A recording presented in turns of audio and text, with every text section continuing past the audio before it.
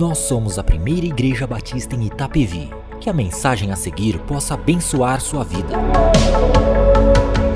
Jesus foi e é o maior líder de todos os tempos, sem dúvida alguma. E nunca houve alguém com uma vocação tão suprema, um ministério tão eficaz, uma liderança tão exemplar e um legado mais duradouro que o do nosso Senhor Jesus Cristo. Como líder, Jesus tinha uma clara consciência de sua pessoa, da sua missão e do seu dever de preparar discípulos que dessem continuidade à sua obra.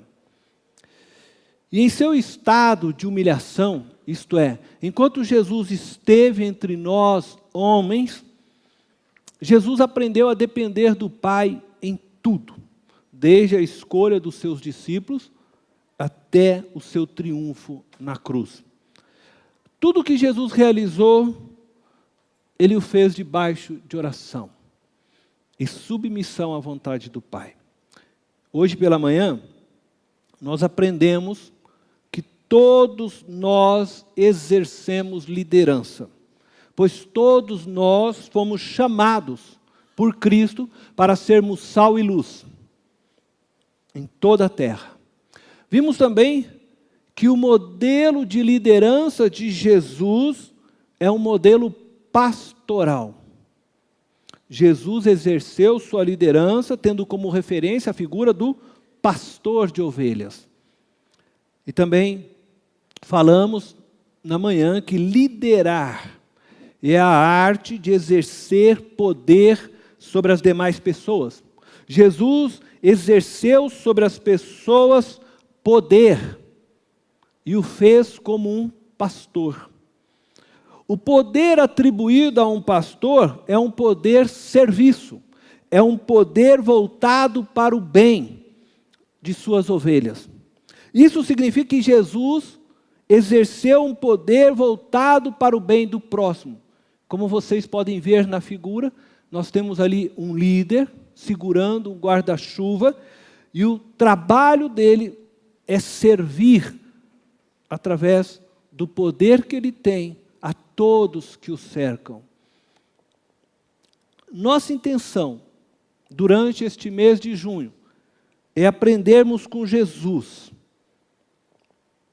para exercermos a mesma liderança que o nosso Senhor exerceu. Através do tipo de exercício de um poder pastoral. Assim como Jesus o fez, nós queremos tirar as pessoas das trevas e transportá-las para a luz. E hoje, nós iremos refletir numa das características de uma liderança pastoral.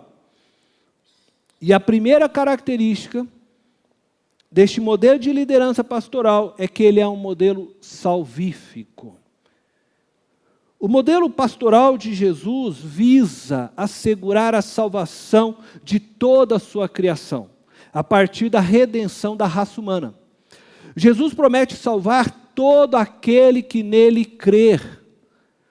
E Jesus, portanto, exerce um poder salvífico. É um poder voltado para a salvação de todas as suas ovelhas. Um poder voltado para o resgate de todo aquele que nele crê. E todo o poder, então, do qual Jesus está revestido, e todo o poder com o qual Jesus exerce sobre os homens, visa salvar o ser humano. Todo o discurso de Jesus aponta o caminho para que o ser humano alcance a salvação. Jesus viveu intensamente a sua missão. Missão essa que já foi anunciada pelo anjo a Maria, quando diz que ele seria o Salvador. E o seu próprio nome já define a sua missão, Jesus, Salvador. Mais tarde anunciado também e declarado por João Batista, quando Jesus chega a ele para o batismo, João diz: eis o Cordeiro de Deus que tira o pecado do mundo. João, o apóstolo de Jesus, em seu evangelho ele descreve uma das metáforas usadas por Jesus para apontar o caminho de salvação para nós. E eu quero então ler com vocês João, capítulo 10, do verso 1 ao verso 6. João, capítulo 10, do verso 1 ao verso 6. Diz o texto: eu lhes asseguro que aquele que não entra no aprisco das ovelhas pela porta, mas sobe por outro lugar, é ladrão e assaltante. Aquele que entra pela porta é o pastor das ovelhas. O porteiro abre-lhe a porta e as ovelhas ouvem a sua voz. Ele chama suas ovelhas pelo nome e as leva para fora. Depois de conduzir para fora todas as suas ovelhas, vai adiante delas, e estas o seguem, porque conhecem a sua voz. Mas nunca seguirão um estranho. Na verdade, fugirão dele, porque não reconhecem a voz de estranhos. Jesus usou essa comparação, mas eles não compreenderam o que lhes estava falando. É interessante que Jesus se identifica nesta parábola com a figura da porta, ele diz ser a porta, e também com a figura do pastor, o qual ele também diz ser o pastor.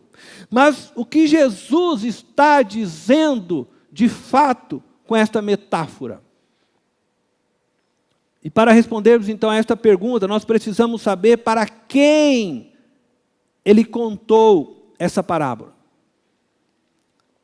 Quem são as pessoas que, diz o texto, não compreenderam as palavras de Jesus?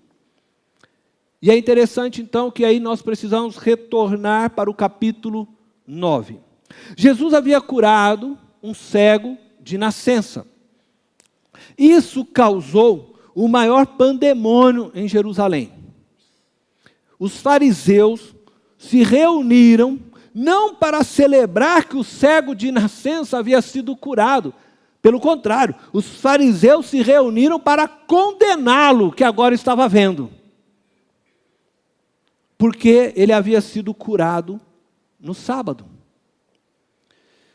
Então eles insistiam com aquele homem que fora cego, que declarasse a eles quem o havia curado. E eu preciso aqui dizer a vocês que a cura de um cego de nascença era um milagre restrito somente à pessoa do Messias. E os religiosos, os fariseus, sabiam disto. De tal forma que então eles começam a questionar se de fato aquele homem era cego de nascença mesmo. Porque só o Messias poderia curar um cego de nascença. E eles não queriam aceitar que Jesus era o Messias. Isso porque Jesus curava no sábado. E para eles, isso era um erro. Libertar alguém de sua dor, de sua agonia, no sábado. Quando Moisés havia dito que não podia trabalhar no sábado, que o sábado era o dia de descanso. E eu quero então dizer que Jesus, nesta parábola, está dizendo duas coisas. Primeiramente, Jesus está afirmando que ele é a salvação para o povo de Israel. Em segundo lugar, ele está dizendo que ele é a salvação para mim e para você também, para todos nós. As ovelhas da parábola contada por Jesus, elas se encontram no aprisco. O aprisco a que Jesus se refere é Israel.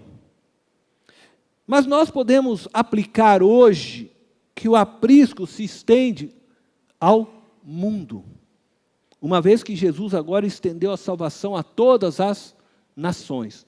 Mas a palavra de Jesus, primeiramente, é voltada para o contexto real em que ele estava vivendo.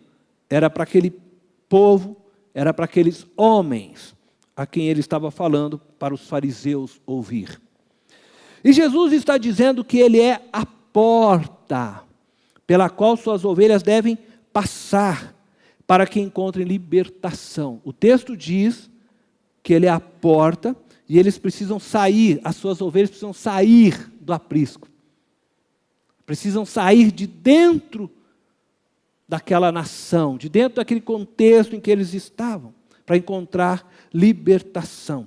Jesus está querendo tirar elas de dentro do confinamento de vida a qual os religiosos judaicos haviam colocado as ovelhas.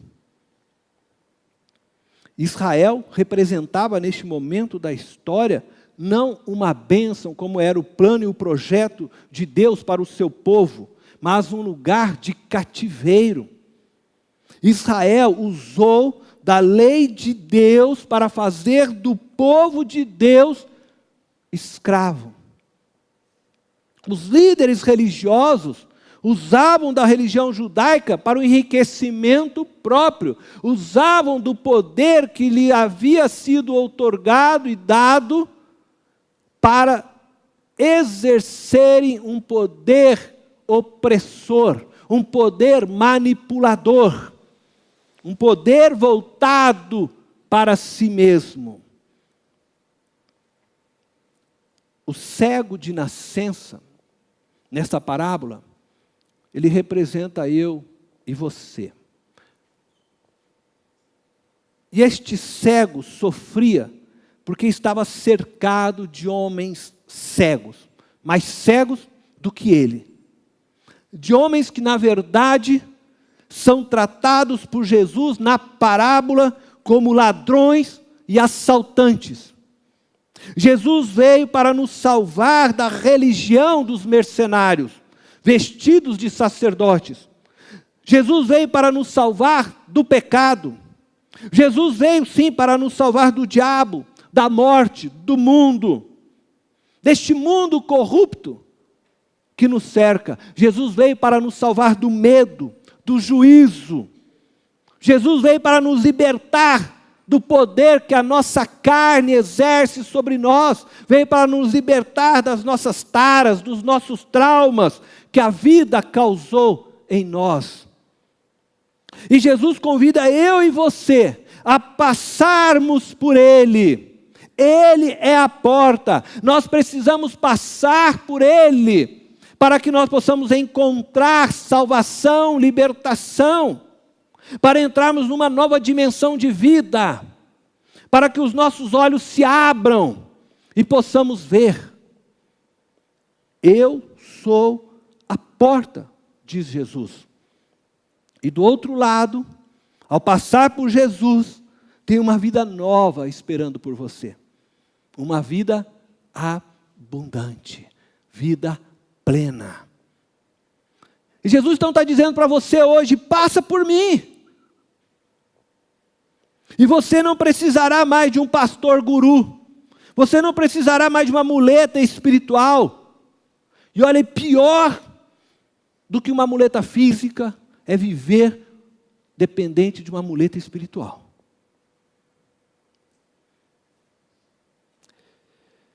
Ande com suas próprias pernas. Passe por mim, Jesus diz, e eu vou te ensinar a andar.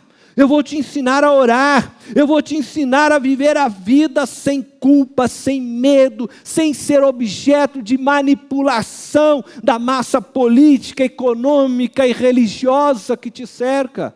Passa por mim. A vida que eu tenho é plena. Você será verdadeiramente livre. Passa por mim. Eu sou a porta.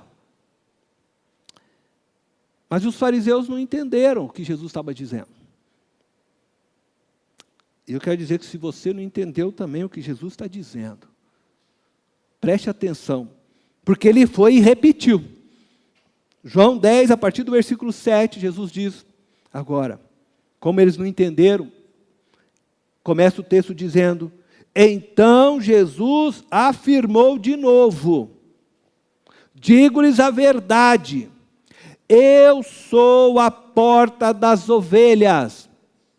Todos os que vieram antes de mim eram ladrões e assaltantes. Mas as ovelhas não os ouviram. Eu sou a porta. Quem entra por mim será salvo. Entrará e sairá. E encontrará pastagem. O ladrão vem apenas para furtar, matar e destruir. Eu vim para que tenham vida e a tenham plenamente. Entrará e sairá. Quando você entra em Jesus, Ele te conduz para a liberdade. Quando você entra em Jesus, Ele te tira do aprisionamento colocado por uma sociedade, colocado por religiões, colocado por sistemas políticos. Jesus te liberta.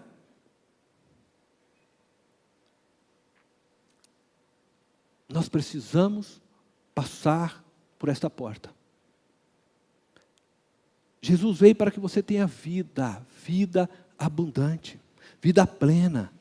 E é verdade que só viveremos plenamente o mundo ideal. E nós sabemos disso quando Jesus voltar. E Ele estabelecer definitivamente o seu reino entre nós. Entretanto, na cruz, Jesus abriu para você a possibilidade de você experimentar grande parte daquilo que é o céu hoje. O céu é experimentado quando se vive com Jesus. O céu é Jesus. Jesus é o céu. E quando eu vivo nesta fé e nesta certeza, a vida de Cristo já se torna parte da minha existência. Eu existo em Cristo e Cristo em mim. Já não vivo eu, mas Cristo vive em mim. Então eu já estou no céu. Ainda que possa viver dificuldades, lutas, tribulações, mas eu sei que já estou no céu, assentado à direita com o meu Senhor, porque Ele me garante, e com Ele viverei eternamente. Portanto, eu já estou ligado a Ele, o Espírito de Deus já habita em mim. Quando eu entro por esta porta, Ele me liberta de todas as coisas, porque os meus olhos se abrem, e eu já não me vejo prisioneiro dessa dimensão, mas faço parte de uma nova dimensão de vida, de uma nova era que será estabelecida por Cristo, o seu reino. Amém? Você pode hoje entrar no céu. Você pode hoje iniciar um relacionamento com Jesus e viver a salvação que Ele te oferece. Ser livre. Hoje, verdadeiramente livre. Livre de tudo. Passa pela porta. Passa por Jesus, aceita-o como a porta. Passa por Jesus. Se alimente da vida de Cristo. Beba da água que Cristo tem para dar. E você não terá mais fome nem sede. O texto diz que você entra e Ele vai te sair. E vai te levar para um novo lugar. Para te conduzir a pastos verdejantes. Uma nova vida. Vida plena, abundante, um lugar que não vai mais te faltar comida, um lugar onde a sua alma vai ser saciada com a presença de Deus para todo sempre. Você jamais se sentirá só, você jamais se sentirá incompleto, porque a glória de Deus vai te envolver nesta nova casa, nesta nova habitação. Jesus te chama hoje, passa por mim, experimente a nova vida que eu tenho para dar. E é interessante uma coisa, porque existe um propósito nessa libertação. Jesus nos libertou com um propósito. Jesus nos chama para passar por Ele com o fim de que o propósito de nossa existência seja novamente restabelecido. O problema, o nosso grande problema, é que nós não sabemos lidar com a liberdade que Cristo nos confia. Jesus nos oferece vida plena, vida abundante, liberdade total. Verdadeiramente sereis livres, se conheceres a minha palavra, verdadeiramente sereis livres. Acontece que nós, quando nos é oferecida a liberdade, enfiamos o pé na jaca. Que tristeza. Ou como diz alguns, né? Nos ambuzamos com um pote de mel, né? Cristo veio, Cristo se deu. Nós hoje celebramos aqui na mesa do Senhor a sua morte, sacrifício. E Ele fez isso por amor a nós, para que nós não fôssemos mais objeto de manipulação de religiosos, nós não fôssemos mais objeto de manipulação política, econômica. Deus vem e Deus nos faz livre, e Ele nos dá liberdade total. Ele abre os nossos olhos para que nós possamos ver e entender o mundo. Entretanto, quando nós temos essa liberdade, nós vamos e enfiamos o pé na jaca. Em Deuteronômio capítulo 6, versículo 5, está escrito assim: ame o Senhor, o seu Deus, de todo o seu coração, de toda a sua alma e de todas as suas forças. Jesus te libertou de tudo, plenamente, para que você possa glorificá-lo. Jesus te fez livre, para que você possa amá-lo de todo o seu coração, sem que nada te impeça de amá-lo. Jesus te fez livre, para que você possa se entregar a Ele totalmente, plenamente, sem medo, sem reprovação, sem culpa, simplesmente por amor, se lançar aos seus pés. Contudo, muitos, ao receberem esta libertação, se tornam libertinos, escravos do prazer, voltam para a escravidão.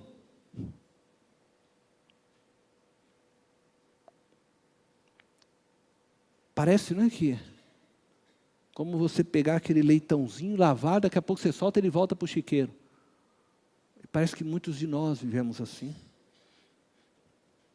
Somos escravos do prazer. Muitos de nós tratam a vida como se o sentido do viver é o prazer próprio. Vivem a liberdade conquistada na cruz, como viveu o filho novo, o filho pródigo, da parábola do filho pródigo, de uma forma irresponsável. Pegando tudo aquilo que o pai lhe deu e gastando de forma indevida,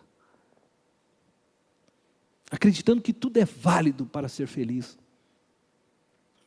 Jesus não te libertou, não morreu naquela cruz, para que você volte de novo ao chiqueiro, para que você se torne escravo da carne, da lascívia, da bebedeira, da glutonaria, da pornografia, da idolatria, das paixões do ventre. Jesus não te libertou para você ser escravo de um partido político. Jesus não te libertou para você se tornar escravo de uma religião, mas para que você o glorificasse com todo o seu ser, para que você o amasse, para que você entendesse isso, fosse tão grato pelo que Ele fez, que você entregaria todo o seu ser, todo o seu coração, toda a sua alma, toda a sua força a Ele livremente. Jesus viveu o modelo do poder pastoral para salvar você, salvar a mim, salvar toda a humanidade, para fazer todos livres. Portanto, eu quero dizer a você nessa noite, não se torne escravo novamente. Não despreze o que Jesus fez na cruz por você. Viva livremente. Mas viva para a glória de Deus. Aprenda a viver. Aprenda a administrar a vida que Jesus te deu. Use-a para a glória do nome daquele que por você na cruz morreu. Honre a Jesus. Jesus é a porta. E ao passar pela porta, você está passando para ter vida livre, abundante, responsável, mas livre. Mas quais as implicações do modelo pastoral salvífico para as nossas vidas agora? Eu poderia ter terminado a mensagem antes, mas eu precisava refletir com vocês um pouco disto. Quais são as implicações do modelo pastoral salvífico no Estado, nas religiões ditas cristãs, na subjetividade do nosso ser? Como que este modelo afetaria nossas vidas se o praticássemos em todas as esferas do nosso viver? Então eu quero começar falando do Estado. Eu vou começar pelo Estado. Vocês estão vendo aí uma foto da barragem da mineradora Vale, em Gongoçoco, Barão de Cocais.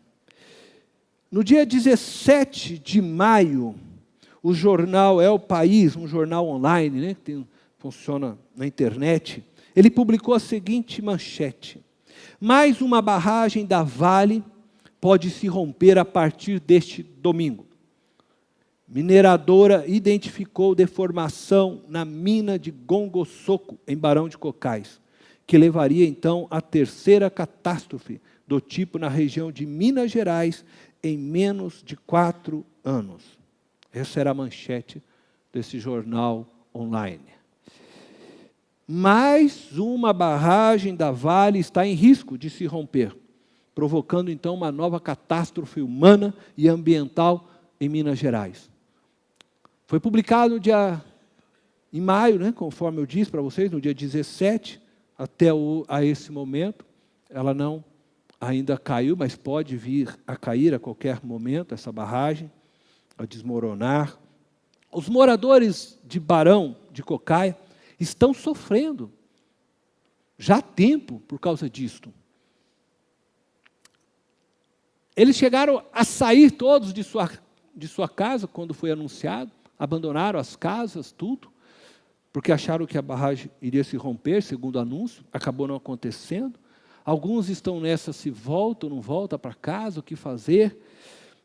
Alguns estão alojados em casas de parentes desde então, desde o dia 17 de maio. Os seus negócios de alguns estão totalmente parados, fechados, eles não estão ganhando nada neste período. Estão indo então de mal a pior. O comércio da cidade de Barão de Cocais está parado. Diz que as pessoas vão abastecer o carro em outra cidade. Tudo está parado, eles estão todos vivendo esse período, um caos, pelo medo, por não saber o que vai acontecer. Alguns estão agora retornando para suas casas. Mas imagina o quanto eles já não perderam durante todo esse período. Empresas que ficaram paradas, comércios que ficaram parados, pessoas que ficaram sem trabalho, sem ganho, as casas que ficaram abandonadas. Não se sabe ainda como estão, como vão encontrar suas casas. As escolas fecharam, os filhos sem aula. A vida desse pessoal parou. E aí eu pergunto, onde está o Estado agora que eles precisam? O poder do Estado. O que a Vale está fazendo por eles? Nada. A Vale não fez nada por Brumadinho até agora. A Vale não fez nada por Mariana até hoje. A Vale não está fazendo nada por eles. Pelo contrário, né? Parece que está esperando uma expectativa de comprar os lotes deles, porque parece que existe muito minério debaixo da terra e ela está vendo se consegue ainda um lucro, né? Com tudo isso. Se o Estado, preste atenção, praticasse uma liderança pastoral, se o Estado exercesse um poder pastoral, e um poder pastoral salvífico, como nós estamos aqui falando que Jesus exerceu, o Estado trabalharia para salvar cada indivíduo que está no seu alcance. Se o Estado praticasse este modelo de poder pastoral ensinado por Jesus, o Estado estaria prestando socorro hoje à população de Mariana, de Brumadinho, de Barão de Cocais. Daria à população brasileira habitação, uma casa digna de morar. Proveria hospitais de primeiro mundo, não deixando as pessoas morrerem por falta de remédio, por falta de médicos. Construiriam escolas com qualidade, oferecendo oportunidades iguais de aprendizado a todos os cidadãos de nosso país. Um Estado modelado a partir de uma liderança pastoral, de um exercício de poder pastoral, trabalharia para salvar o cidadão, e não apenas para arrancar a sua gordura e a sua lã, como tem feito até os nossos dias. Quem dera o modelo de poder de Jesus adentrasse em todas as estruturas sociais de nossa vida. Um poder salvífico, um poder que visa resgatar e salvar. Como seriam as religiões se elas aplicassem esse poder? E aqui eu quero falar mais especificamente das religiões cristãs. Exerceriam sua liderança com o fim de promover a salvação plena de cada ser humano. A salvação física, emocional e espiritual. Não fariam o tipo de poder que tem sido apresentado, manipulador, alienando as pessoas da vida, impedindo-as de conviverem com seus amigos, familiares e colegas de trabalho, proibindo-as de saírem e desfrutarem do que Deus criou, como tomar sol na praia, tomar um banho de cachoeira, jogar futebol com os amigos. As igrejas vão alienando as pessoas, e elas vão virando verdadeiros ET, e não conseguem mais falar de Jesus, porque estão vivendo fora de uma realidade. As religiões,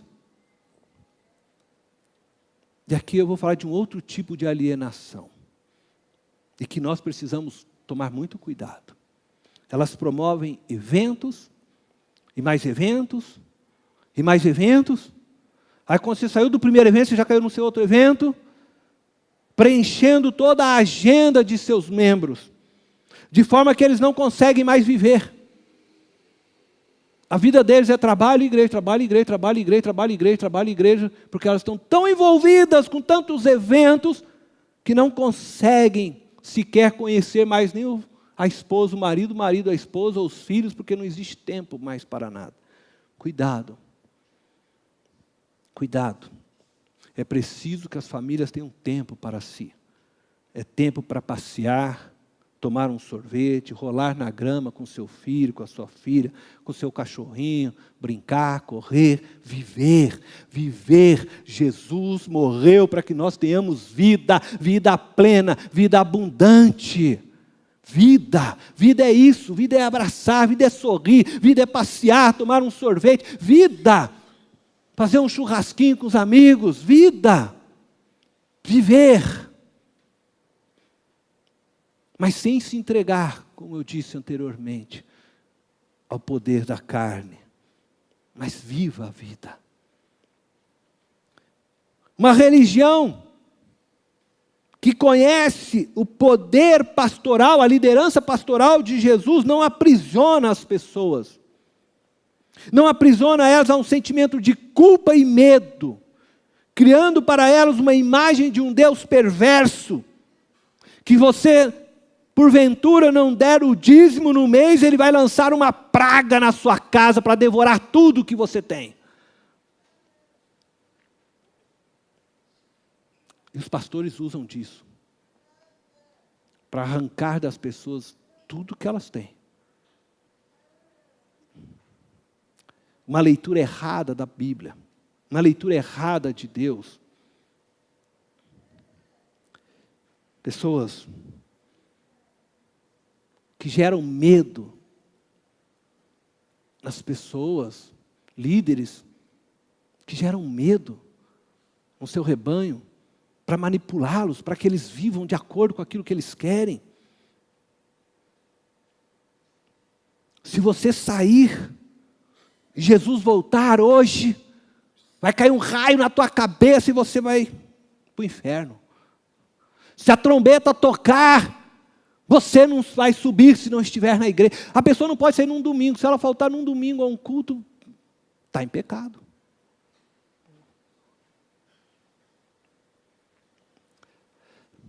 Não tem nada disso. Na Bíblia, Deus não ensina nada disso. E nós vamos criando essas coisas. E a religião vai tornando as pessoas alienadas, aprisionadas ao medo, manipulando-as com medo do inferno, oprimindo-as, para obter delas aquilo que eles desejam, saqueando as suas ovelhas, financeiramente, emocionalmente, psicologicamente. Tem lugares que diz, se você não falar em línguas, você é um membro inferior. Você não tem vez na liderança da nossa igreja, porque você ainda não aprendeu a falar em línguas. Como se Deus amasse menos alguém porque ela fala em línguas ou não. A prática dessas ações, queridos, é um retorno ao movimento dos religiosos a quem Jesus está chamando de ladrões e assaltantes. Os fariseus alienavam o povo com suas doutrinas e leis pesadas. E por isso Jesus diz, vinde a mim todos estão cansados e sobrecarregados, que eu vos aliviarei. E ele está se referindo a esse tipo de cansaço. Uma igreja que não liberta as pessoas a partir de sua mente, ela não liberta ninguém espiritualmente. Ela, ao contrário, deixa as pessoas alienadas, aprisionadas e manipuladas, e acaba sendo oprimidas por um modelo pastoral opressor, manipulador. Jesus não agia dessa forma. Jesus não colocava medo, ele dizia às pessoas, eu anuncio as palavras, se vocês quiserem ouvir, vocês alcançaram salvação, se vocês não quiserem, são livres para sair. Certa vez estavam lá todos, e ele perguntou, vocês querem me seguir? Eu não tenho onde encostar a cabeça, eu não tenho, mas vocês querem me seguir? Vocês são livres, e vários foram indo embora.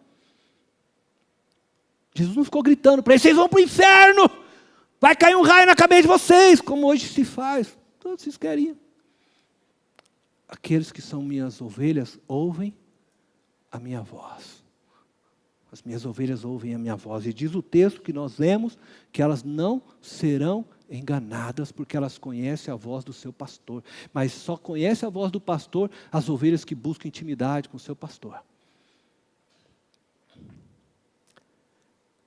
Com relação à nossa subjetividade, falando do fórum íntimo, cada um de nós que se diz cristão, um pequeno Cristo, nós deveríamos praticar uma liderança em nosso dia a dia libertadora. Nós deveríamos promover cada indivíduo, cada pessoa com que nós nos relacionamos, à liberdade. Isso passa pelo papel do marido, da esposa, dos pais aos filhos, do patrão, do empregado, em todas as relações. Você é chamado a viver um poder pastoral e um poder pastoral salvífico, um poder pastoral que visa libertar as pessoas, que faz com que os olhos delas se abram e elas possam sair das trevas para a luz, experimentar a liberdade conquistada por Cristo naquela cruz. E qualquer outra liberdade fora de Jesus não é liberdade. Não existe liberdade fora de Jesus. Pessoas que se acham livres, mas que não estão seguindo a Cristo, que não entendem o que Cristo fez, estão vivendo alienadas também. E é interessante, né? Que essa alienação tira as pessoas da realidade, entorpece, né? Fazendo elas acreditar que são livres. E não percebe que são escravos do pecado, que são escravos e manipulados por outros. Libertação real só em Jesus Cristo. Tem que passar pela porta. Quer sair do aprisco? Quer sair desse aprisionamento que te cerca? Passe por Jesus. Aceite Jesus. Reconheça que Ele é a porta que você precisa passar nesta noite. Eu vou concluir com vocês. Eu quero convidar vocês então a uma reflexão final. Bom, na verdade eu vou dar algumas, eu não vou chamar de conselhos, mas sugestões. Fuja de todos os líderes que te induz à alienação, ao aprisionamento, que te manipula, que te oprime, que gera em você medo, culpa, porque estes exercem um poder praticado pelos ladrões e salteadores, assaltantes, é o que Jesus os chama. Esses não passaram pela porta, que é Jesus. Não conhecem a Jesus, apesar de lerem a Bíblia e de usarem o seu nome. Não entenderam o que Jesus fez na cruz.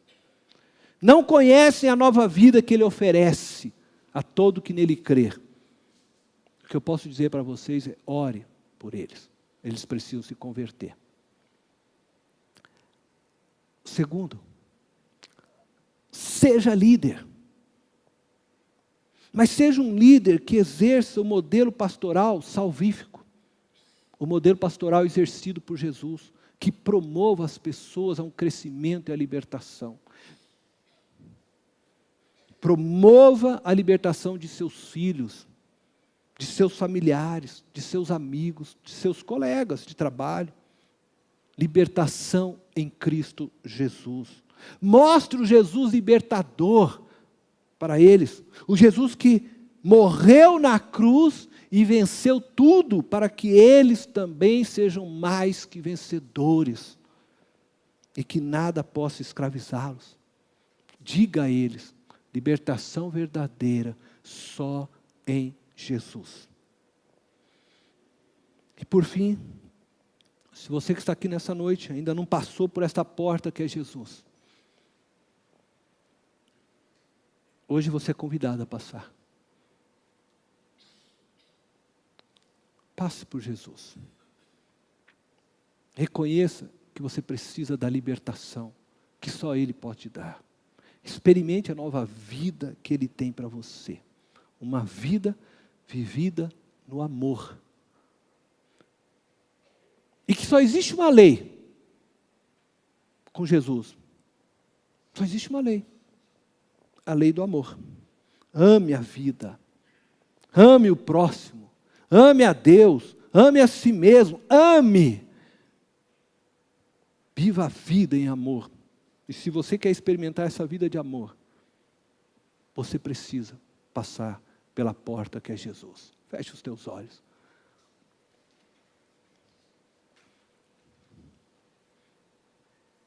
Faça uma oração agora, você. Dar 1 minuto de silêncio. Depois eu vou orar. Senhor, hoje nós lemos na Tua palavra que o Senhor é o bom pastor. Nós lemos na Tua palavra que o Senhor é a porta. E nós queremos realmente pedir que o Senhor venha nesta noite e nos conduza para fora, nos liberte, Senhor, de todo aprisco que é opressor, de todo aprisco que possa nos alienar, nos aprisionar, nos manipular. Eu oro, Deus, para que nós que ouvimos a Tua voz, nós possamos viver esta liberdade plena que o Senhor nos deu. Nós possamos vivê-la, Senhor, de forma digna. Nós possamos vivê-la de forma que o Teu nome seja honrado através das nossas vidas. Que nós possamos viver em santidade. Que nós possamos viver em amor que se manifesta ao Senhor e ao nosso próximo. E nós oramos, Senhor, para que o Senhor possa estender esse modelo de liderança pastoral sobre o nosso estado. Como seria, Senhor, maravilhoso se todos os líderes políticos, militares, líderes sociais, líderes religiosos, se todos os líderes institucionais abraçassem esse modelo de liderança de Jesus Cristo, um modelo pastoral, um modelo salvífico, que visa resgatar o próximo, que visa libertar o próximo da opressão, da angústia, da pobreza, da fome, da miséria, que visa libertar o homem, Senhor, de forma integral, libertá-lo emocionalmente, espiritualmente, fisicamente. Deus, que o nosso estado possa se converter e ter o Senhor como um grande modelo para a sua caminhada e para a sua liderança. Que as igrejas, Senhor, ditas cristãs, que as religiões possam entender que só o Senhor é salvo, só o Senhor é Deus e não há outro. E que possam seguir este modelo de libertação, não um modelo, Senhor, usado para manipular, onde as ovelhas, Senhor, são saqueadas, onde as ovelhas têm, Senhor, a sua lã arrancada, sem dó, sem piedade. Nós clamamos ao Senhor, Deus, que as igrejas, que esses líderes possam se converter ao Teu Evangelho, possam compreender, Senhor, que o Senhor chama para o amor. Aquele que lidera pastoralmente, lidera para servir e não ser servido, lidera com o fim de levar as pessoas à liberdade que o Senhor conquistou na cruz, Senhor, e não aprisioná-las em seus próprios apriscos, maltratando suas ovelhas, Senhor. Deus, tem misericórdia. Deus eterno, também olha para nós, nos ajuda, cada um de nós, a vivermos esse tipo de liderança no nosso dia a dia, nas nossas casas, nos nossos trabalhos, a sermos líderes que exerçam o poder pastoral, líderes, Senhor, que trabalhem para tirar as pessoas das trevas para a luz, líderes que amem, Senhor, acima de tudo, e que nós possamos viver o amor, que nós possamos viver o amor entre nós, entre todos que nos rodeiam, que nós possamos amar, porque é tudo o que o Senhor espera de nós. Porque chegará o dia, Senhor, que já não precisaremos ter fé. Sim, Deus, diz a Tua palavra, mas o amor permanecerá, porque é no amor que nos tornamos um, é no aprender do se dar ao outro.